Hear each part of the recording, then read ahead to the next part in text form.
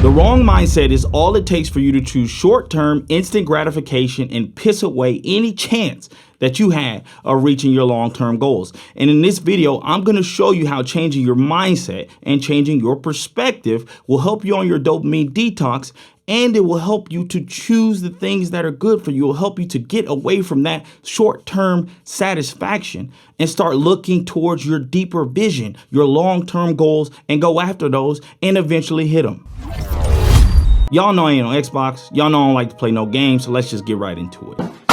You see the problem? Here's the problem. The problem is a lot of people are making decisions based on short-term satisfaction instead of looking at their long-term goals. And to be honest, I think the reason for that is because people think that getting dopamine equals pleasure or it equals something good. And unfortunately, that's just not the case. You see how the brain works is the brain sees dopamine, it sees it like it's black and white. The brain reads dopamine like data, very much like a computer does. It sees it in ones and zeros. That's it, ones and zeros. And so when you get that dopamine hit, it says, oh, that's a one.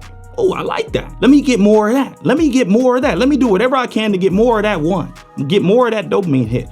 And that right there is the problem. And it is very, very dangerous. And let me explain why. Just because your brain enjoys it doesn't mean it's good for you. You see, look, man, a drug addict, anytime they shoot meth, it feels good. The brain thinks it's good. It says, I got my one. I need to get more of that. I need to do more of that. And if you keep doing more of that, you keep shooting that meth, you're going to end up in a trailer park somewhere.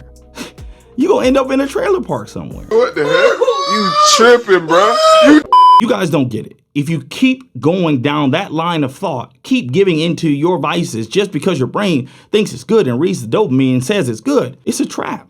Y'all don't get it. It's a trap. See, a lot of people don't get this. Your brain will always recalibrate itself and recalibrate your life to go on the path of least resistance, AKA your brain is always taking shortcuts. So basically, when your brain sees a pattern that it does all the time and it recognizes that, it's going to make you continue to do that. And in this case, that is not very good because look, what happens is you go ahead and you get that hit of dopamine from Alexis, Texas, and your brain is like, that was good. I like that. She looked good.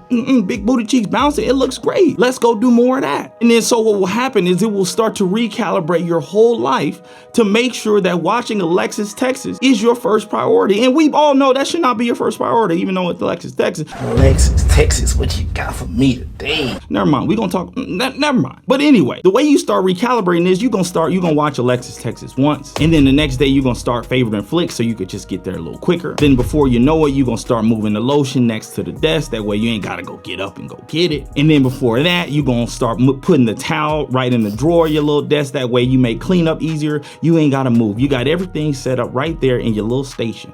And now you've made it so easy for you to watch Alexis, Texas all the time. Because the brain has recalibrated your entire life to make sure getting that dopamine hit was super easy. And that ain't good for you. Another reason this is bad is you don't realize the danger of your brain starting to prioritize short-term satisfaction. You see, when you do a dopamine detox, it's gonna seem hard, it's gonna seem tough, it's gonna seem damn near impossible sometimes. And when you're denying yourself of all these little pleasures, you know what you're gonna feel? It's gonna feel like you're losing out. It's gonna feel like you're missing out. You're gonna have a serious case of FOMO. Lonely? I'm not lonely. But what I would ask you is to look at it differently, to change your perspective. And let's look at it like this. The person who cashed out their Amazon stock 10 years ago to buy the TV or to buy the new car looks like a fool today. That's a damn shame. The person who spent 800 Bitcoins to buy 4 slices of pizza back then just because he was hungry and needed some junk food looks like an idiot today. You guys don't get it. You see, when you prioritize short-term satisfaction consistently, it is always and almost always going to hand you a big fat L. So you guys don't get it. Another reason this is dangerous is because that short-term satisfaction is going to trick you into thinking you're happy. Because in a moment you're going to feel happy, you're going to feel good. And it's tricking you. You're thinking, oh, I'm happy. I'm going to keep doing this. I'm happy. I'm going to keep doing this. But that's wrong.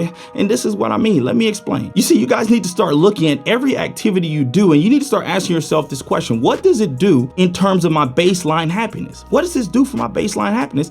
AKA, will this make me happy in the long term? That needs to be a question you're asking yourself. Let's take a look at this graph, for example. This example is when you do easy dopamine activities like porn or jacking off or anything like that. You see, at first, you're gonna get a huge spike in happiness, boom. But as soon as you're done, you know how you feel after that. You feel grimy, you feel nasty. Boom, guess what happens after that? Your baseline happiness takes a plunge. And now your brain, it loved Alexis Texas, it loved the porn, so guess what's gonna happen? It's gonna go back and do it again, except this time, it's gonna spike, but it's not gonna spike as high. It's not gonna make you as happy. But then after that is where it hurts. It's your baseline happiness is gonna take another plunge, but it's gonna make it even lower this time. You guys don't get it. Do you see how even though, yes, you're making that decision and it's making you happy, but overall, in the long term, your happiness is not going up. In fact, it's getting lower. And now vice versa. Hard dopamine activities will cause you an immediate spike of pain in the beginning. Think about it. Look at it like this. You stay after work while all your friends go to happy hour. Yeah, you putting in work, but your friends are out there drinking and having a good time. You get a serious case of FOMO. It hurts. It's painful. Knock, knock. Who is there? A mirror. I am lonely. But then on the flip side of that, so you're gonna take an immediate spike of pain, but on the flip side of that, your baseline happiness is gonna raise because you were staying true to yourself, because you were working on your long-term goals, because you were being authentic to who you are and going after what you want, going after your purpose. Your overall happiness raises. I mean, don't you guys see how that is a much better route than what we talked about before? I hope you see it. Look, doing easy dopamine activities tricks you into getting short-term happiness, but you gotta understand it will make your overall happiness, your long-term happiness, go down. That's just what it is. It's just facts. And then lastly, long-term thinking wins in the end. You see, there was this story that I read. It was about kids who were left in this waiting room, and they did a test on these kids. Don't ask me why they was testing these kids, but these kids were left in the waiting room. They were handed a cookie, and they said, if you wait 15 minutes, we will give you 2 cookies. And I don't remember the exact number, but I think it was like 80% of the kids did not wait the 15 minutes. They ate the cookie.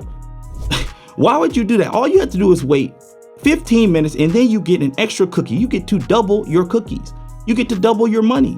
You get to double your results, but they couldn't wait because they were choosing short-term satisfaction. It's sad, but even in our children, they could not see the long term. And let me not just get on the children.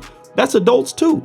Adults struggle with this problem too. Look, guys, doing a dopamine detox will allow you to take a step back, allow you to assess the situation and see things for how they truly are. You will be able to see that hard work done consistently doesn't just equal 1 + 1 = 2. Hard work consistently done over time compounds. It compounds. You will be able to see that, okay, this decision will clearly hurt me in the short term, but I know for my long-term goals, this is exactly what I need to be doing. And guess what? You will do that. You will be able to become the person who is able to forego short-term satisfaction to get the long-term results. And this will be huge for you. I can't express this enough to y'all. But anyway, in this video, I just gave you guys the reasons why you should do a dopamine detox and why you should change your mind and perspective on doing that and towards short-term satisfaction.